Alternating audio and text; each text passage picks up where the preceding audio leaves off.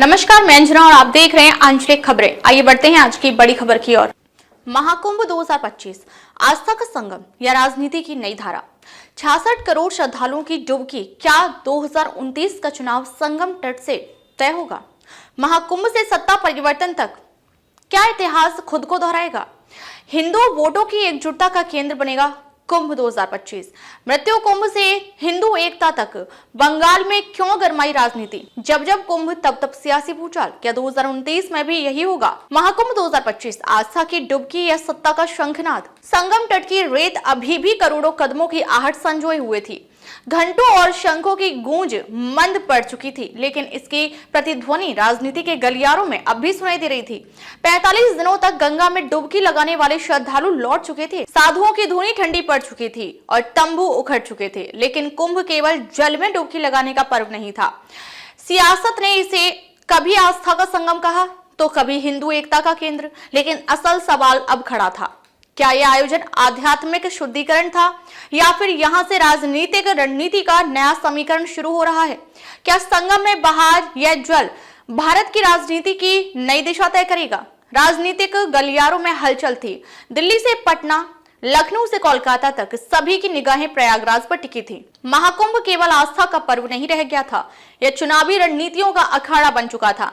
इतिहास गवाह था कि जब जब कुंभ का आयोजन हुआ तब तक भारतीय राजनीति में भूचाल आया।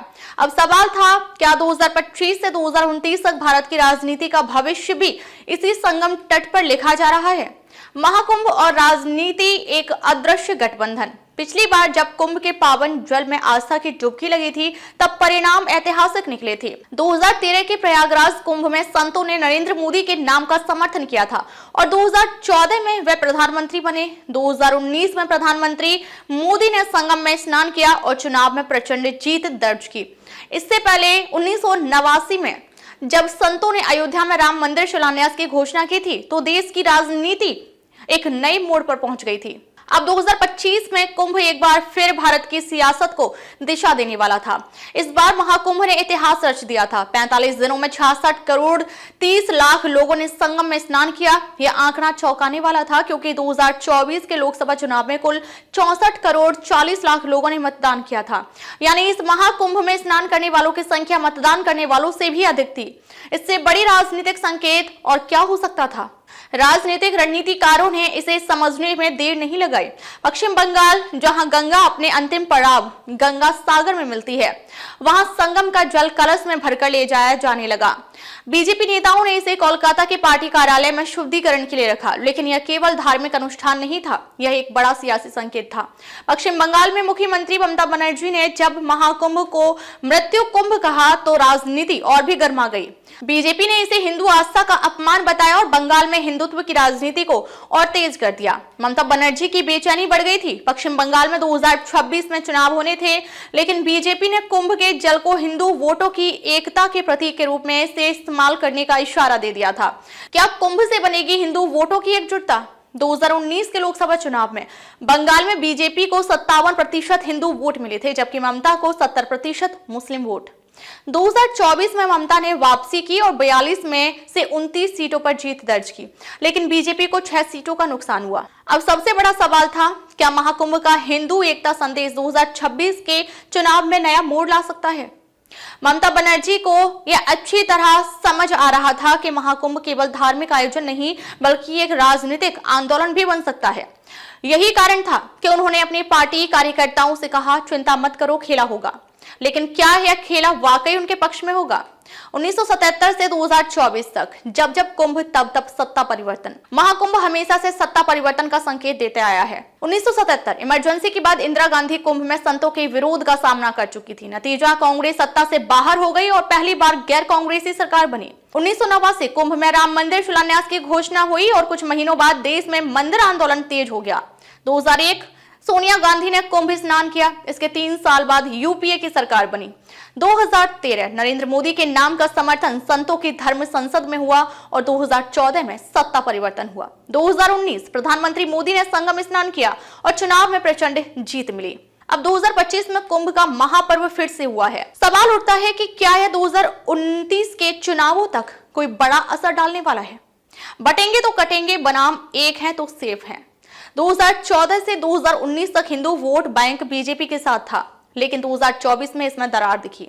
महाराष्ट्र, उत्तर प्रदेश, बिहार और कर्नाटक में बीजेपी को झटका लगा। यही कारण था कि 2024 में बीजेपी अकेले बहुमत नहीं पा सकी। अब बीजेपी को 2029 के लिए हिंदू वोटों की एकता फिर से बनानी होगी। क्या कुंभ इस एकता का मंच बनेगा? 2014 में बटेंगे तो कटेंगे और एक है तो सेफ है जैसे नारे चुनावी मंचों पर गूंजते थे, लेकिन 2024 में नारे उतनी जोर से नहीं लगे। क्या बीजेपी इन्हें फिर से जिंदा करेगी? 2029 का गणित, कुंभ से नई राजनीति का जन्म। 2024 के लोकसभा चुनाव में मुस्लिम वोट 90% से ज्यादा विपक्षी दलों के साथ था। यूपी, बिहार, कर्नाटक और मध्य प्रदेश में मुस्लिम वोट कांग्रेस और इंडिया गठबंधन के पक्ष में गया, लेकिन हिंदू वोट बट गया था। बीजेपी को यह अच्छी तरह पता है कि हिंदू वोटों के संगम के बिना सत्ता में लौटना मुश्किल होगा।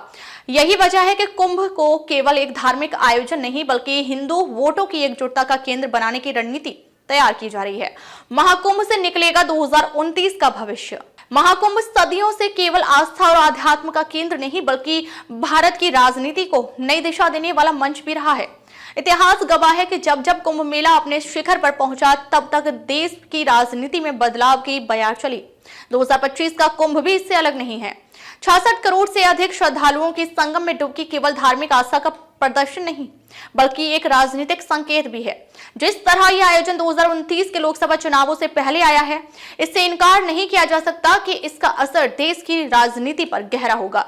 बीजेपी के लिए हिंदू एकता को पुनः संगठित करने का अवसर है, वहीं विपक्ष के लिए यह चुनावी ध्रुवीकरण का खतरा। पश्चिम बंगाल से लेकर उत्तर प्रदेश तक कुंभ की लहरें न सिर्फ गंगा के जल में बल्कि राजनीतिक गलियारों में भी उठ रही हैं। क्या यह कुंभ बीजेपी के लिए सत्ता की सीढ़ी बनेगा?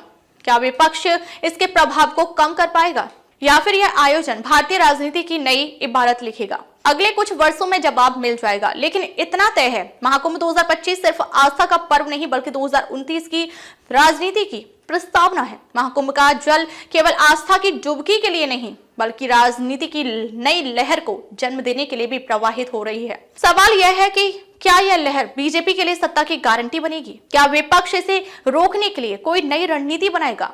क्या ममता बनर्जी और इंडिया गठबंधन के लिए यह हिंदू वोटों के ध्रुवीकरण का संकेत है या फिर यह महाकुंभ एक ऐसी शक्ति को जन्म देगा जो भारत की राजनीति को अगले दशक तक प्रभावित करेगा? जवाब संगम की लहरों में छिपा है। 2025 से 2029 तक के चुनाव ही तय करेंगे। 2025 से 2029 तक के चुनाव ही यह तय करेंगे कि महाकुंभ केवल आस्था का पर्व है या सत्ता के भविष्य का संकेत। अब तक के लिए बस इतना ही। फिर मिलते हैं एक ऐसी ही बड़ी खबर के साथ। तब तक के लिए नमस्कार और देखते रहिए आंचलिक खबरें।